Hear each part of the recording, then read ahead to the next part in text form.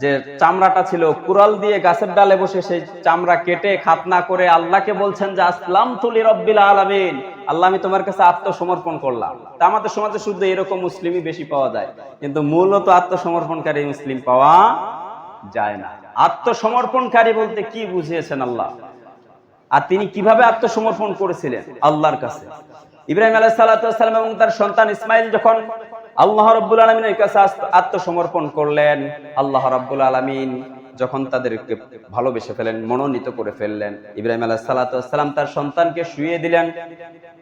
তার সন্তানকে যখনই শুইয়ে দিলেন ইব্রাহিম আলাইহিস সালাতু ওয়াস সালাম জবাই করার জন্য, এইখানে আমাদের সমাজে অনেক মিথ্যা কথা চালু যে ইব্রাহিম আলাইহিস সালাতু ওয়াস সালাম তার সন্তানকে যখন জবাই করতে যাচ্ছে, তার সন্তান নাকি বলছেন, বাবা আপনি আমার চোখ বেঁধে দেন, আপনার চোখটাও বেঁধে দেন, কারণ আপনি আমাকে এত ভালোবাসেন, আমাকে জবাই করতে পারবেন না। এগুলো হচ্ছে ভুল ওয়াজ, যে আমার কাপড় চোপড়গুলো, রক্ত মাখা কাপড়গুলো আমার মাকে দিবেন।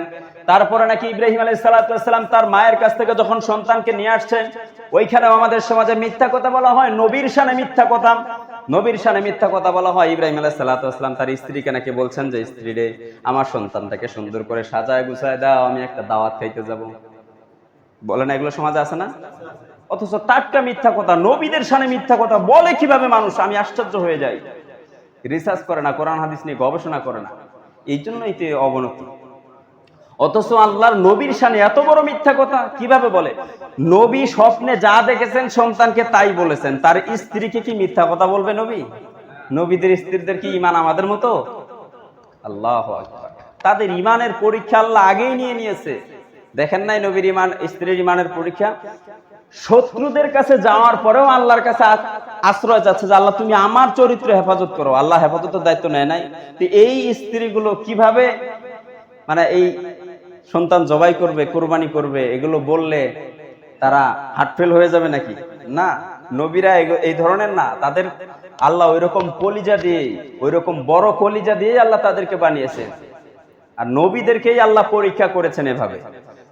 তারা যখন উভয়েই আল্লাহর কাছে আত্মসমর্পণ করলো, ওয়ানাদাইনাহু আইয়া ইব্রাহিম, ইব্রাহিম আলাইহিস সালাতু ওয়াস সালাম তাকে কাঁধ করে শোয়ায় দিলেন জবাই করার জন্য। চোখ বাঁধেন নাই, হাত বাঁধেন নাই, তবে শুনতে মজা লাগে। ইব্রাহিম আলাইহিস সালাতু ওয়াস সালামকে বলছেন সন্তান ইসমাইল, যা বাবা আমার চোখ বেঁধে নাও, কারণ আমার চেহারার দিকে তোমার নজর পড়লে তোমার ভালোবাসা বেড়ে যাবে, তো হয়তো তুমি আমাকে জবাই করতে পারবে না। হাত পা বেঁধে নাও, আমি যদি শর্টকট করি তোমার শরীরে রক্ত পড়তে পারে, তোমার পায়ে, তোমার শরীরে আমার পা হাত পাও লেগে যেতে পারে। এরপরে নাকি আবার বলছেন যে আব্বা আমার হাত পা খুলে দেন, আমি হয়তো জবাই হইতে চাই না, আপনি জোর করে জবাই করেছেন, আমার হাত পা বেঁধে। এটা আল্লাহ বলতে পারে? এসব বানানো। ডাইরেক্ট কোরআনে আল্লাহ রাব্বুল আলামিন বলেছেন ওয়ানাদাইনাহু আইয়া ইব্রাহিম, ইব্রাহিম তার সন্তানকে কাঁধ করে শোয়ায় দিয়ে ছুরি চালানোর অবস্থানে চলে গেছেন, কিন্তু আল্লাহ ডেকে বললেন কাদ সাদ্দাকতার রুইয়া ইন্না কাযালিকা নাজজিল মুহসিনিন। হে ইব্রাহিম, কাদ সাদ্দাকতার রুইয়া, তুমি যেটা স্বপ্নে দেখেছিলে, আমি যেটা তোমাকে স্বপ্নে দেখিয়েছিলাম, তুমি সেটার বাস্তবে রূপান্তরিত করেছো, তুমি স্বপ্নটাকে বাস্তবে রূপান্তরিত করেছো। কদ সাদ্দাকতার রুইয়া ইন্না কাযালিকা নাজজিল মুহসিনিন, আমি এভাবেই সত্য ন্যায় পরায়ণকারীদেরকে পুরস্কার দিয়ে থাকি। বলেন সুবহানাল্লাহ।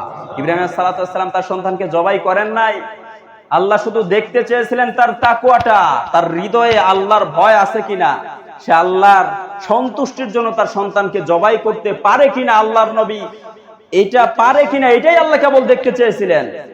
কিন্তু আমাদের সমাজে ভুল, অনেক ভুল আমরা করে বসে আছি। আল্লাহ যেখানে কোরআনে বলে দিয়েছেন, সূরা সাফফাতের আয়াতগুলো থেকে আপনারা জেনে নেবেন, 100 থেকে নিয়ে 110 পর্যন্ত এই পুরো বিস্তারিত বিবরণ আল্লাহ দিয়ে রেখেছেন। আর আমরা সমাজে কি শুনতেছি? আল্লাহ যখন বললেন কদ সাদ্দাকতার রুইয়া, হে ইব্রাহিম তুমি তোমার স্বপ্নকে বাস্তবে রূপান্তরিত করেছো, ইন্না কাযালিকা নাজজিল মুহসিনিন, আমি এভাবেই মুহসিনদেরকে পুরস্কার দিয়ে থাকি। ইন্না হাদা লাহুয়াল বালাগুল মুবিন, আল্লাহ রাব্বুল আলামিন বলছেন ও ইব্রাহিম, তোমার সন্তানকে জবাই করা আমার জন্য কাম্য না, তোমার সন্তানকে তুমি জবাই করবে এটা আমি চাই নাই, আমি শুধু চেয়েছিলাম তুমি তোমার সন্তানকে আমার রাহে কোরবানি করতে পারো কিনা। এটা ছিল ইন্না হাদা লাহুয়াল বালাগুল মুবিন, এটা ছিল তোমার জন্য স্পষ্ট একটা পরীক্ষা। এটা কি ছিল? ইব্রাহিম আলাইহিস সালাতু ওয়াস সালামের জন্য একটা পরীক্ষা ছিল। আর এই পরীক্ষা ইব্রাহিম আলাইহিস সালাতু ওয়াস সালাম পাস করছে না ফেল? 100% পাস করে ইব্রাহিম আলাইহিস সালাতু ওয়াস সালাম তার স্বপ্নের ব্যাখ্যাটাকে পূর্ণ করেছেন। আল্লাহ বললেন আফাদাইনাহু বিযবিহিন আযীম, তোমার সন্তানের জায়গায়